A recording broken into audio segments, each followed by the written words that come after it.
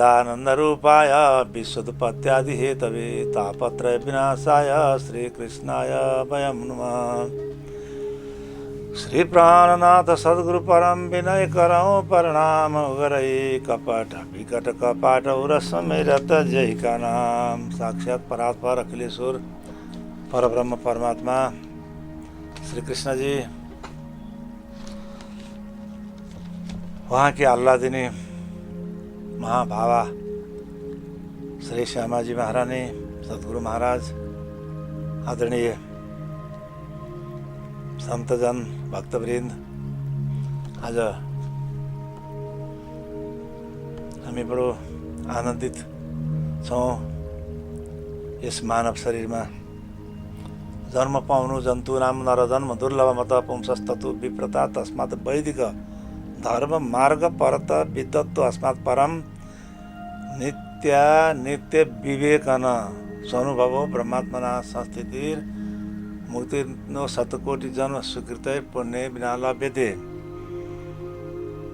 जन्तु नाम नरजन्म दुर्लभमत, मानवको शरीर प्राप्त गर्नु जन्तुको लागि, जीवात्माको लागि, जो जीव भाव बोकेर संसारमा अनेक बताइएको छ, अनेक योनिहरूमा भ्रमण गरिराखेको छ, भड्किराखेको छ, जो जानेको अवस्थामा सच्चिदानन्दमय आत्मा हो, तर आफ्नै आवरण शक्तिद्वारा आफैले सिर्जना गरेको, आवरण शक्तिद्वारा आफैले आफैलाई ढाकेर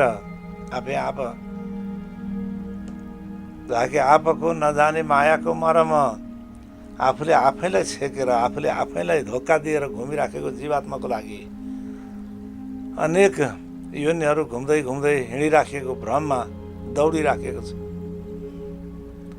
र नरजन्म दुर्लभमा त मानव योनि प्राप्त गर्नु दुर्लभ कुरा हो।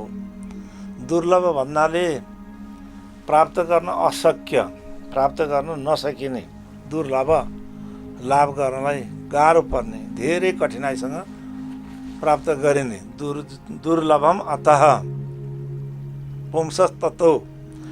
अनि त्यसमा पनि भनिन्छ, अब हुन त वर्तमान समयमा नागरिकताको हिसाबले अरू सबै हिसाबले कुनै पनि लिङ्गभेद हुने अवस्था छैन। तथापि पनि जे सत्य छ त्यो त सत्य छ। पुरुषमा नारीमा भएको भेद त्यतिखेर बताउनु भएको छ। पुंसस्तत्व पुरुषत्व प्राप्त गर्दा अलिकति सजिलो हुन्छ, जहाँसुकै पनि जान सकिने, जहाँसुकै पनि हिँड्न सकिने, दिनरातमा हिँड्न सकिने, शरीरको बनोटबाट पनि। तैपनि वर्तमानसम्म पनि जतिसुकै अधिकार प्राप्त भए तापनि संवेदनशील नै छ। माने नारीहरूको शरीर संवेदनशील, स्वभाव संवेदनशील, अनेक विषयमा संवेदनशील, अथवा त्यति धेरै बचेर हिँड्नुपर्ने, बडो जाने विचार पुर्याउनु पर्ने संवेदनशील एउटा चाहिँ पूजनीय भाव, कहीँ पनि अलिकति पनि विनाश हुन नहुने, आनन्द रूपमा रहन सक्नुपर्ने, यो एउटा चाहिँ नारीत्वको भाव, पुरुषत्वको भाव छुट्टा छुट्टै पनि छ।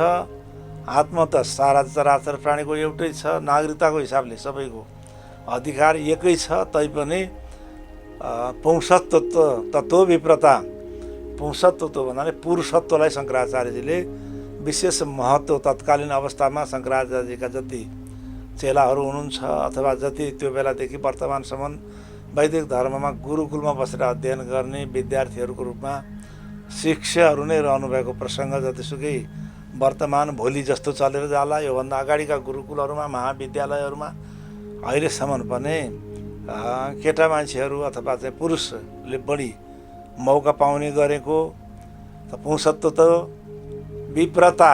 अनि त्यस्तै प्रकारसँग विप्रत्व प्राप्त हुनु।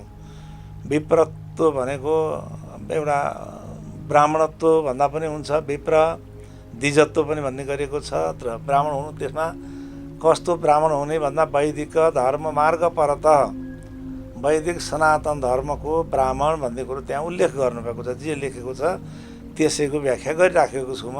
आखिरी त्यसको तलमाथि जहाँसुकै जोसुकैलाई के हिसाबले लेख्नुभएको छ, जुन श्लोकको अर्थ गर्दैछु म। जन्तु नामको, जन्तुको अवस्थामा जीवात्मालाई लिने स्वाभाविकै हो। जो अनेक योनिमा घुमिराखेको छ ज्ञानको कारणले, त त्यसको अनेक जन्महरू हुने गर्दछ शब्दले बताइराखेको छ। त नरजन्म दुर्लभ मत भन्यो। नरजन्म भन्नाले मानव योनि प्राप्त गर्नु साह्रै महत्त्वपूर्ण कुरा, कठिनाइसँग प्राप्त गर्न सकिने निर्दय माध्यम, सुलभम सुदुर्लभम माध्यम, सुलभम सजिलो माध्यम, व्यवहारिकतामा असाध्य सजिलो माध्यम, सुदुर्लभम प्राप्त गर्ने अवस्थामा धेरै कठिनाइबाट प्राप्त गर्न सकिने। पुंसत्व विप्रता, पुरुषत्व विप्रत्व प्राप्त भइराखेको। कुन विप्रत्व भन्दा त्यसमा पनि ब्राह्मणत्व प्राप्त भइराखेको। कस्तो ब्राह्मण भन्दा वैदिक धर्मलाई मान्ने ब्राह्मण भन्नुहुन्छ। वैदिक धर्म मार्ग परतः अन्य धर्मका पनि ब्राह्मणहरू हुने रहेछन् भन्ने कुरो त्यो शब्दले देखाउँदछ। किन भन्दा त्यहाँनिर ब्राह्मणहरू सायद बौद्ध धर्ममा त्यो अथवा त्योभन्दा अगाडि शङ्कराचार्यले जुन बेला रचना गर्नुभयो त्यो वर्तमान अवस्था, त्यो बेलामा बोलवाला धर्म, जैन धर्म बोलवाला अवस्थामा थियो भएको बुझिन्छ शङ्कराचार्यको जीवनीबाट पनि। बुद्ध धर्म अनि अरू पनि धर्मका ब्राह्मणहरू हुनुहुन्थ्यो होला। त तोकिएर वैदिक धर्म मार्ग परतः भन्ने कुरो लेख्नुभयो।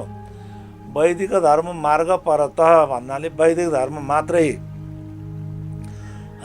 मा त्यति महत्त्व किन दिनुहुन्छ भन्ने विषय फेरि पनि प्रश्न उठ्न सक्दछ। वैदिक धर्म मार्ग परतः, वैदिक धर्म भन्नाले वेदको विधानद्वारा चलेको धर्म, वेद प्रणयितो धर्म, धर्म त विपर्य वेदको विधिबाट चलेको धर्म। वेदका 6वटा अङ्गहरू छन्। शिक्षा भएपछि शिक्षा प्राप्त गरेको धर्म। कल्प भन्नाले सूत्रको रूपमा अनेक प्रकारसँग वैज्ञानिक तरिकाबाट, सूत्र भनेको एउटा विज्ञानपरक, वेदको विज्ञानपरक प्रयोगलाई सूत्र भन्ने गरिएको। सूत्र हो प्रयोगको विधि। त्यसमा 3 प्रकारका सूत्रहरू छन्। अनि कल्प सूत्रहरूमा एउटा गृहसूत्र छ, अनि सौत्र सूत्र छ, धर्मसूत्र छ। यी सूत्रहरू वेदलाई कसरी प्रयोग गर्ने, गृहस्थ जीवनमा वेदको कसरी प्रयोग गर्ने, अनि यज्ञहरूमा वेदका मन्त्रहरू कसरी प्रयोग गर्ने, अनि धर्ममा वेदको परिस्थिति कसरी रहने, कसरी प्रयोग गर्ने, यसलाई भनिन्छ कल्पको माने अङ्ग, वेदको दोस्रो अङ्ग। कल्प व्याकरण छ। वेद शुद्ध बोल्नुपर्ने, शब्द शुद्ध उच्चारण गर्नुपर्ने, शुद्धसँग एकदम चाहिँ त्यसलाई अध्ययन भएको हुनुपर्ने, त्यत्तिकै नहुने वैदिक धर्म भन्नाले। अनि व्याकरण निरुक्त। अब व्याकरण भन्नाले शब्दको शुद्धि, शब्दलाई संस्कृत गर्नुपर्ने, बोल्ने शब्दलाई कसरी बोल्ने, कसरी अभिव्यक्ति दिने, कसरी अर्कोले सम्झन्छ, कसरी शुद्ध तरिकासँग शब्दको प्रयोग गर्ने, अनि त्यसमा चाहिँ शब्दको कसरी प्रत्यय धातु हुन्छ शब्दको, त्यसपछि प्रत्यय हुन्छ, कुन शब्दमा कसरी ती शब्द विद्या हो व्याकरण। त त्यो चाहिँ वेदको अङ्ग छ। शिक्षा, कल्प, व्याकरण, निरुक्त। अनि निरुक्त भन्दा चाहिँ फेरि व्याकरण भन्दा पनि वेदका जुन मन्त्रहरू कति ठाउँमा माने व्याकरणबाट नखुलेको अवस्थामा निरुक्तबाट खुल्ने। अनि छन्दमा लेखिएको, त्यसमा छन्दहरूमा पनि अब यो चाहिँ अब वार्णिक छन्दहरू छन् वेदका अनेक प्रकारका, त्रिटुप, अनुष्टुप, अनेक जगती। त्यस्तै प्रकारले त वेद सम्पूर्ण त्यसरी एउटा चाहिँ पढ्नुपर्ने विधि बताइएको छ। वेदको कसरी पढ्नुपर्ने हो, त्यहाँ 7 स्वरको प्रयोग कसरी चाहिँ, स्वर कतापट्टि कति शब्दमा, रस, दीर्घ, प्लुत, अनेक विधिबाट निरुक्त, शिक्षा, कल्प, व्याकरण, निरुक्त, छन्द। छन्दको पछि अब ज्योतिष, जो चाहिँ नेत्र भनिन्छ, समयको परिस्थिति कसरी रहने, ज्योतिषले आकाशका चाहिँ विभिन्न प्रकारका ताराहरूलाई हाम्रा ऋषि महर्षिहरूले ज्योतिषलाई विज्ञानको रूपमा सृजना गर्नुभएको सर्वप्रथमको विज्ञान। हजारौँ वर्ष अगाडि वर्तमानमा पनि कति चाहिँ नि ज्योतिषहरूले, एस्ट्रोलोजरहरूले अथवा ज्योतिष वर्तमान शास्त्रका ज्योतिष पण्डितहरूले अनुसन्धान गर्दै गर्नुभएको कुरो अझै पत्ता लाग्न बाँकी रहेको कुरो। अब हजारौँ वर्ष, हामीले भन्दा त लाखौँ भन्दछौँ, तैपनि त्यसलाई उल्लेख गर्ने अथवा विभिन्न किसिमले भौतिक पुस्तकको रूपमा दिनको लागि हजारौँ वर्ष लागेको होला। त वैदिक धर्म मार्ग परत यसरी विधि विधानपूर्वक बनिएको, कतै पनि माने असंस्कृत हुन नदिएको व्यवस्थित तरिकाले सञ्चालन गरिएको चाहिँ वैदिक धर्म, त्यो धर्मको ब्राह्मण हुनु। अनि त्यो ब्राह्मणत्व भएर गृहस्थ, वानप्रस्थ, विभिन्न प्रकारका आश्रमहरूको धर्म छ। गृहस्थ माने वैदिक धर्ममा गृहस्थ धर्म, माने ब्रह्मचर्यको धर्म, वानप्रस्थीको धर्म, सन्यास धर्म, त्यस्तै प्रकारले अनेक वर्णाश्रमको चाहिँ व्यवस्था गरिएको धर्म छ।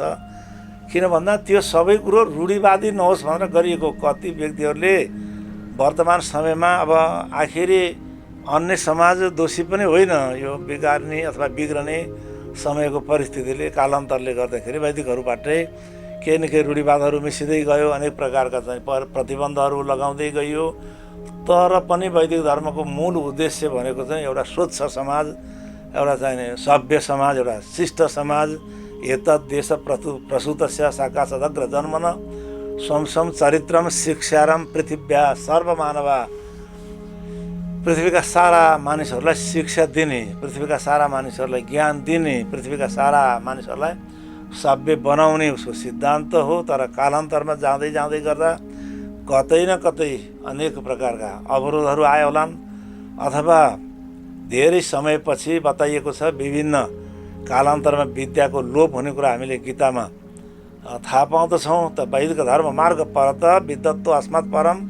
अनि वैदिक धर्म मार्गमा भएर पनि त्यसको विद्वान हुन सक्ने क्षमता हुनु, विद्वत्व अस्मात् परम, विद्वत्व प्राप्त गर्ने क्षमता हुनु, विद्वान हुन सक्ने क्षमता हुनु।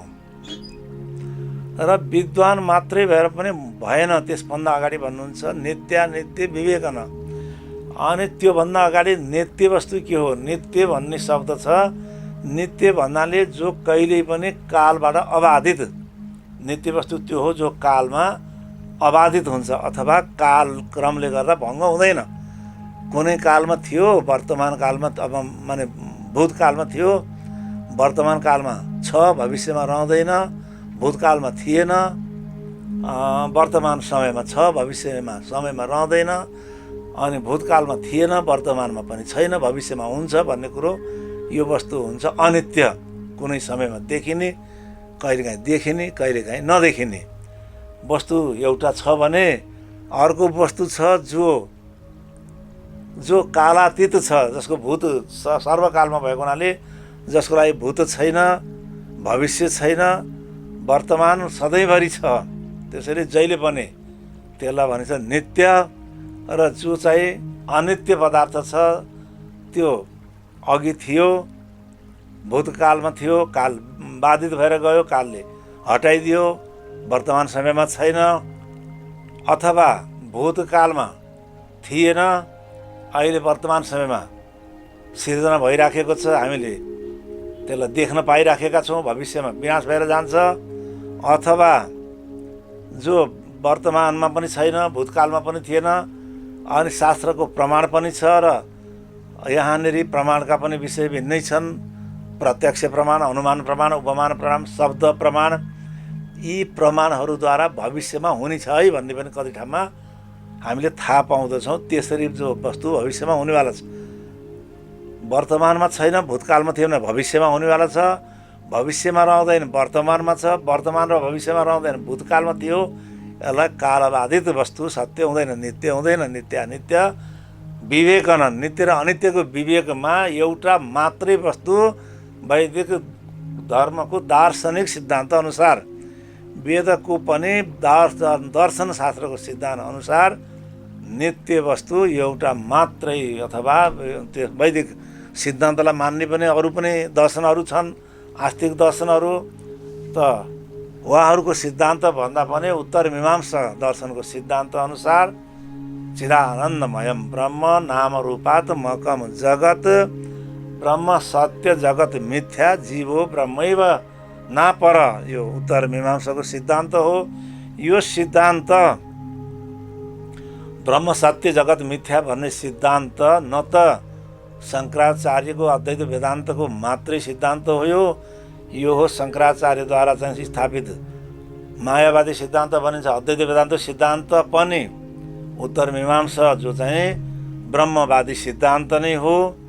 त्यस्तै प्रकारसँग वैष्णवहरूका विभिन्न सम्प्रदायहरू हुनुहुन्छ, आचार्य हुनुहुन्छ, उहाँहरूले पनि प्रस्थानत्रयीलाई प्रस्थानत्रयी भन्नाले श्रुति प्रस्थान, सूत्र प्रस्थान अनि गीता प्रस्थान अथवा व्याख्यान प्रस्थानलाई मान्यता दिनुभएको हुनाले वैदिक दर्शनमा वर्तमान समयमा जसको बोलवाला चलिराखेको छ, अद्वैत, शुद्धाद्वैत, विशिष्टाद्वैत अनेक राखेर चलिराखेको जुन सिद्धान्त छ त्यसले नित्यानित्यको विवेक गर्दछ। नित्य वस्तु यो हो, ती सबै कुरा पुराणहरूमा जुनसुकै मतहरूले पनि वैदिक प्रमाण मान्ने मतहरूले यसरी परमतत्त्व स्वीकार गर्नुभएको छ।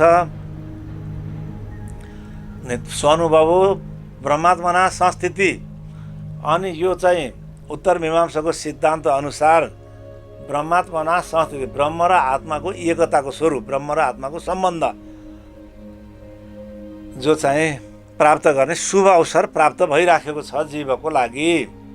ब्रह्मात्मना संस्थिति, मानव त विश्वमा करिब करिब कति 6 अर्बभन्दा बढी मानिस छन् भन्ने तथ्याङ्क वर्तमानमा निकालिराखिएको छ। तीमध्येमा कतिलाई त यो अध्यात्म वेदान्त वैदिक सिद्धान्तको विषयमा थाहा नै छैन।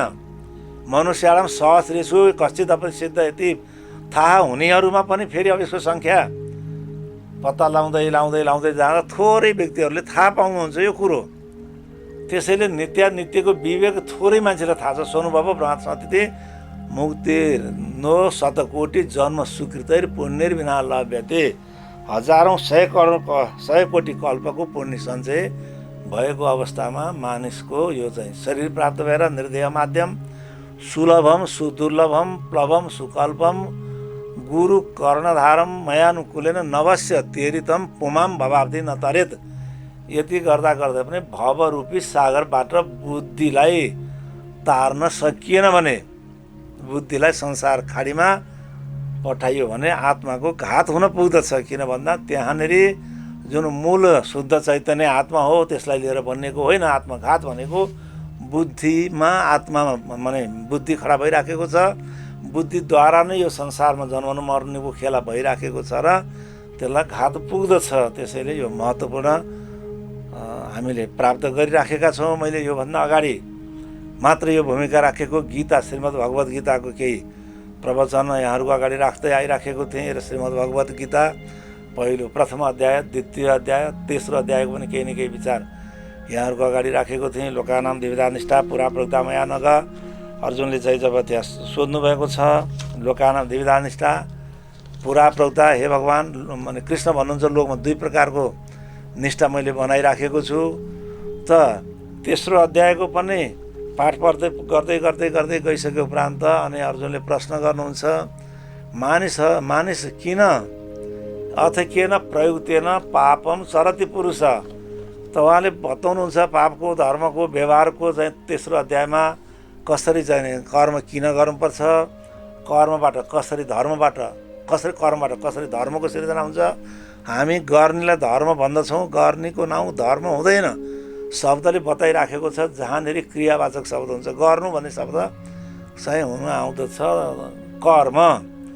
अनि त्यस कर्मबाट, कर्म 2 प्रकारको हुन सक्दछ। एउटा शुभ कर्म, राम्रो कर्म, असल कर्म, अर्को अशुभ कर्म, दुष्कर्म, कमसल कर्म अथवा वेद प्रणहित कर्म, वेद निन्दक कर्म, समाजबाट चाहिँ जुन कर्मको लागि अनुमोदन भइराखेको कर्म, समाजद्वारा स्वीकार्य भइराखेको कर्म, समाजले निषेध गरेको कर्म, शास्त्रले निषेध गरेको निषेध कर्म, यी कर्महरू गर्दा के हुन्छ, कर्म गर्दछ व्यक्तिले। कर्मण्येवाधिकारस्ते, कर्ममा उसको अधिकार पुग्दै दिनुभएको छ मानव योनिमा प्राप्त भएको जीव संज्ञक जन्तुको लागि। अनि मा फलेषु कदाचन भन्नाले पाप र पुण्य उसका फल हुन्। त्यो फल चाहिँ त्यसले गरेको कर्ममा, यो कर्म यो काम गर्दा यसले अहिले धर्म लाग्यो भन्ने कुरो चाहिँ त्यो कर्तालाई थाहा हुँदैन। त्यसैले वैदिक सनातन धर्मले जुन ईश्वरको सम्मान गरेको छ त्यो ईश्वरको सम्मान यहाँनिर अति आवश्यक हुन आउँदछ। किन भन्दा उसले भनिदिन्छ कर्मण्येवाधिकारस्ते मा फलेषु कदाचन। तिमीलाई कर्म गर्ने अधिकार छ। फल भन्नाले तिमीले गरेको कर्मबाट धर्म भइराखेको छ अथवा अधर्म भइराखेको छ। तिमीले गरेको शुभ कर्मबाट कति धर्म भइराखेको छ त्यो तिमीलाई थाहा हुँदैन भन्नुहुन्छ श्रीकृष्ण। त्यो तिमीलाई अथवा त्यो कर्तालाई थाहा नहुने कुरो हो।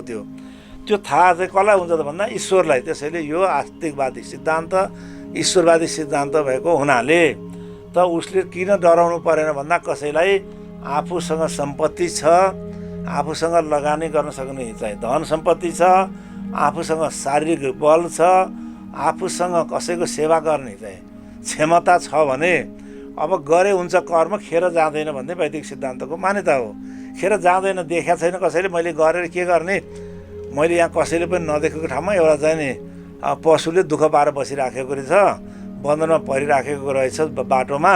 अब यसलाई मैले फुकाइदिउँ भने फलानाले फुकायो भन्ने मान्छे कोही पनि छैन। भोलि कसले मेरो जय जयकार गर्ने र बिना नसिद्धि धर्म त अरूले देखेको ठाउँमा त गर्ने हो नि, नदेखेको ठाउँमा भन्ने कुरो हुँदैन। वैदिक दर्शनमा देखेको नदेखेको ठाउँ कतै पनि छैन भन्ने पुराणहरूमा पनि बताइएको छ र शास्त्रीय सिद्धान्तले बताउँदछ। नदेखेको ठाउँ कसले देख्दछ भन्दा स्वयं जो व्यक्ति कर्ता हो, जो त्यहाँनेरि छ, त्यसमा साक्षी स्वरूपले आत्मा विराजमान भइराखेको हुनाले त्यो आत्माले देख्दछ। यसले यो विषयमा, किनभने आत्मा कर्ता हो, निर्मल हो, आत्मा अकर्ता हो, निर्मल हो, कर्तृत्व र भौतिकदेखि रहित हो, साक्षी हो, कर्ता बुद्धि हो। त बुद्धिले गरेको कर्ममा आत्माले के गर्दछ? देख्दछ, साक्षी छ। आत्मा साक्षी विभू पूर्ण। त कस्तो साक्षी छ भन्दा साक्षीको व्याख्यान शास्त्रमा बताइएको छ। साक्षी कस्तो हुन्छ भन्दा जसले पूर्ण रूपले त्यो विषयमा जुन मुद्दा उठाइराखेको हुन्छ। साक्षी भन्ने बित्तिकै वादी प्रतिवादी प्राय गरेर यो चाहिँ शब्द न्यायमा लाग्ने शब्द हो। त साक्षी भन्ने बित्तिकै के हुन्छ भन्दा जसले त्यो विषयमा जानेको छैन, बुझेको छैन, अनुभव प्राप्त गरिराखेको छैन, प्रत्यक्ष प्रमाणबाट जान्दैन, अनुमानित प्रमाणबाट जान्दैन, उपमेय प्रमाणबाट जान्दैन, शब्द प्रमाणबाट जान्दैन, अप्रमेय पनि होइन। यसरी जो जान्नमा नआएको चिज, जान्न नसक्ने चिज साक्षी हुन सक्दैन। तर आत्मा त्यस्तो छैन। आत्माको एउटा चाहिँ लक्षण चिन्मय पनि हो। सच्चिदानन्द रूपाय सच्चिदानन्द लक्षणम। आत्मा चितमय भएको हुनाले त्यस आत्माले अनन्त जन्म जन्मान्तरमा भइराखेको काम, वर्तमानमा भइराखेको काम, अनेक योनिमा भइराखेको काम अथवा जुनसुकै घटनाको साक्षी आत्मा छ। यो भयो चाहिँ अप्रमेय साक्षी, जो प्रमाणभन्दा पनि माथिको, जो चाहिँ जति तद्दुरे तदवन्तिके भनिन्छ, तद यजति तद नयजति, तद्दुरे तदन्तिके तदन्तरस्य सर्वस्य, तदन्तर सर्वस्व बाह्यत, सबैको बाहिरपट्टि भएको, सबैको भित्रपट्टि भएको हुनाले कहीँ गएर कुनै पनि अवस्थामा न उसले झुटो बोल्दछ मेरो आत्मा हो, मैले गरेको दुष्कर्म उसले त मलाई त माया गर्छ नि, म अरूलाई त किन ढाँट्थेँ र भन्ने कुरो तपाईँ हामीले चाहिँ प्रयोग गरिएका, हामीले विश्वास गरिएका दाजुभाइ सुहृदहरू, मातापिताहरू अथवा हाम्रा चाहिँ गुरु बन्धु बान्धवहरू पक्षपाती हुन सक्नुहुन्छ होला। उहाँहरू प्रेमको कारणले त्यसलाई प्रेम भन्ने गर्दछौँ, मुखको कारणले, मायाको कारणले गर्दा उहाँहरूले झुटो बोल्न सक्नुहुन्छ होला, मेरो चाहिँ मान्छेले कहाँ यसो गरेको हो र भन्ने अवस्थामा। तर आत्मा यस्तो छ जो चाहिँ बुद्धिले गरेको काम हुन्छ, उसले यो मैले धारणा गरेको बुद्धि भन्ने त्यसैले पनि आत्मा एउटै हो भन्ने पत्ता लाग्छ। कहीँ पनि उसले के गर्दैन भन्दा पक्षपात गर्दैन। त्यसैले साक्षी पक्षपाती हुँदैन। साक्षी अदृश्य पनि साक्षी हुँदैन, जसले देखेको छैन घटना, अनि जसले चाहिँ घटना देखिराखेको पनि छ र देखेको घटनालाई धर्म सम्झेर यस्तो चाहिँ गरेकै हो, अब त्यसलाई माफ दिनु नदिनु आफ्नो ठाउँमा छ। माफ दिनु नदिनु भन्ने विषयमा पनि यहाँनिर वर्तमानमा बोल्नुपर्ने अवस्था किन आउँछ भन्दा कति ठाउँमा धर्मको व्याख्या गर्ने अवस्थामा हामीले भन्दछौँ अनि शास्त्रमा लेखिएको पनि छ। विभिन्न प्रकारका माने वैदिक सनातन धर्म बाहेकका अन्य मतहरूले पनि यो कुरालाई प्रयोग गरेको देखिन्छ, जहाँनिर जति ईश्वरको भक्तिबाट जति चाहिँ हामीलाई पुण्य प्राप्त हुँदछ, त्यो पाप नष्ट गर्ने जति चाहिँ क्षमता छ, त्यो क्षमताको पाप त त्यो चाहिँ नि एउटा चाहिँ केही पनि होइन। त्यो क्षमताको अगाडि हजारौँ चाहिँ जसरी अग्निको लागि विश्व ब्रह्माण्डै केही होइन, हजारौँ चाहिँ भारी दाउरा अथवा धेरै ठुलो इन्धन भए तापनि अग्निले नष्ट गरिदिन्छ भन्ने कुरोलाई लिएर वर्तमान समयमा धर्ममा प्रश्नवाचक चिन्ह आइराखेको छ। किन त भन्दा त्यो शब्दले विज्ञानको अवस्थामा विज्ञानले धर्मलाई त्यहाँनिर यसलाई ब्याक गरिदिउँ, निरपेक्ष गरिदिउँ, यो धर्म यो चाहिँ अफिम भइसक्यो भन्नु परेको यिनै कारणले गर्दा हो। किन भन्दा यो विज्ञानमयमा आफूले दुष्कर्म गरिसकेर, दुष्कर्म भनेको एक्लै हुँदैन, आफूले दुष्कर्म गर्दा कुनै न कुनै व्यक्तिलाई जब बाधा पर्दछ त्यो कर्म दुष्कर्म हुन पुग्दछ। आफूले गरेको कामबाट कसैलाई धोका पुग्दछ, कसैलाई बाधा पुग्दछ, कसैको प्राण हरण भएर जाँदछ, कसैले चाहिँ अनेक प्रकारसँग कष्ट खप्नु पर्दछ, हिंसा हुन्छ। अर्कोलाई पाप भनेको हिंसा हो, हिंसा हुन्छ, मर्दछ अनि हिंसा हुन्छ, त्यो एउटा हिंसा भयो। त्यस्तै प्रकारसँग त्यसको भित्री मन साह्रै पीडित बन्दछ, साह्रै पीडा मान्दछ, साह्रै दुःख मान्दछ उसले। किन भन्दा मैले के गरेको थिएँ र मेरो शरीर त मैले कसैतिर अन्त लगेर भोगाएको थिएँ, मेरो शरीरको म स्वतन्त्रता हुन पाउनु पर्छ भन्ने शब्द पनि कतै न कतै आइराखेको देखिन्छ। तर त्यस्तो हुँदैन नि, किनभने कहीँ पनि धोका खान कोही पनि चाहँदैन, कसैलाई पनि धोका मिठो लाग्दैन। सबै चोरलाई पनि चोरी गरेको राम्रो लाग्दैन, ऊ आफू चोरी गर्दछ। जो अर्कालाई पिटपाट गर्दै हिँड्छ, मलाई पिटे पनि हुन्छ भन्दैन उसले पनि। जो व्यभिचार गरिराखेको हुन्छ, म पनि मेरो पनि परिवारमा कसैले व्यभिचार गरे के बिग्न छ र भन्ने उसले मान्दैन। किन भन्दा त्यो सत्यको कारणले त्यस्तो भइराखेको हुनाले त्यो साक्षी आत्मा कहिल्यै पनि पक्षपात गर्दैन। पक्षपात गर्ने बित्तिकै र त्यसरी दुष्कर्म गरेर पक्षपात गरेर फेरि अब भगवानलाई प्रार्थना गर्दछु, उहाँले चाहिँ यसलाई लिइदिनुहुन्छ भन्ने बित्तिकै हरेक चिजको संसारमा चाहिँ नि त्यो ऊर्जा हुने गर्दछ, स्रोत हुने गर्दछ। बिना खर्च नगरिकन कहीँबाट पनि ऊर्जाको चाहिँ र पाप र धर्म जसरी रहन्छ त्यसको पनि ऊर्जा हुन्छ। त्यो बिना ऊर्जाको सम्पत्ति हुँदैन, कहीँ पनि यो विज्ञानले सिद्ध गरेको चिज हो। ऊर्जा हुन्छ त एकतिर कसैले माफी मुल्तवी गरिदिएको हुन्छ, फलानु व्यक्तिलाई ब्याङ्कले यति ब्याङ्कबाट उसले लोन दिइराखेको हुन्छ, हामी थाहा पाउँछौँ कृषिको यति ऋण तिमीले माफ गरिदिनु अथवा फलानुको यति ऋण माफ गरिदिनु भन्दा ब्याङ्कले सिधै भन्दछ यो रुपियाँ मैले अनि परिपूर्ति गर्ने कहाँबाट भन्दा कि त सरकारले उसलाई दिनु पर्दछ। त्यसको सट्टामा तिमीले हिसाब किताब पेश गरिसके उपरान्त ठुलो ब्याङ्कबाट अथवा नेपालको राष्ट्रिय ढुकुटीबाट परिपूर्ति हुन्छ। दिने मान्छेले दिने, आदेश दिने मानिसले। त्यसैले जसलाई मर्का परिराखेको छ परमात्माले, जसको कारणले जसलाई मर्का परिराखेको छ, भगवान स्वयं भन्नुहुन्छ समूहम सर्वभूतेषु न च द्वेष न च प्रिय भन्नाले जसले उहाँलाई सेवा सुसुका गरिराखेको छ, पूजा अर्चना गरिराखेको छ, उसले चाहिँ मैले त्यसलाई मर्का पारिदिए तापनि मलाई माफ गरिदिनुहोस् भगवान भन्नुभयो अनि उहाँले माफी पनि गरिदिनु भयो। भन्यो भने माफी पनि गरिदिनु भयो उहाँले। तर त्यो अर्को व्यक्तिलाई त फेरि परिपूर्ति हुनु पर्यो नि, उसले माफी पाउने स्रोत हो कहाँबाट, कसरी उसले त्यो चाहिँ भर्दछ। त्यो भगवानसँग पनि त आखिरी शास्त्रमा बताएको छ, ईश्वरले चाहिँ सृष्टिभन्दा अगाडि तप गर्नुभयो, तप्य त सृष्टि गर्ने इच्छा भयो अनि तप गर्नुभयो भन्ने उपनिषदमा बताइएको छ। स्रोत त धर्म नै हो। परमात्मा माने विभिन्न अवतार कोटीहरूले पनि धर्मबाट अथवा तपबाट नै शक्ति आर्जन गर्नुभएको छ, बिना तपस्या शक्ति आर्जन हुँदैन। त्यसैले यहाँ निवेदन गर्न खोजिएको सार संक्षेपको अथवा रहस्यमय कुरो चाहिँ के हो त भन्दा त्यसरी अब कुरो जसरी लगे पनि त्यहाँ सनक नाम गरेका ऋषिले युधिष्ठिरलाई जुन कुरो बताउनु भएको थियो, किचडमा गएर अनि वस्त्र आदिलाई चाहिँ प्रक्षालन गर्नुभन्दा शरीरलाई चाहिँ फेरि नुहाउनुभन्दा हिलोमा नजानु नै राम्रो हुन्छ भन्नुभएको छ महाभारत वन पर्वमा।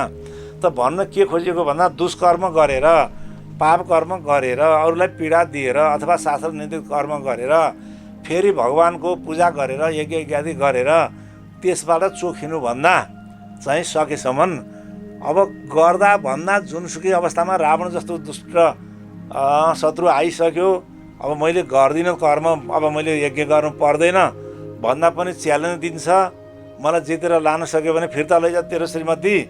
अब एउटा चाहिँ आफ्नो नाममा भुतुक्कै भइराख्ने पतिव्रता श्रीमती हुनुहुन्छ सीताजी, अनि त्यो कथा त्यसै गरी बनाइएको छ।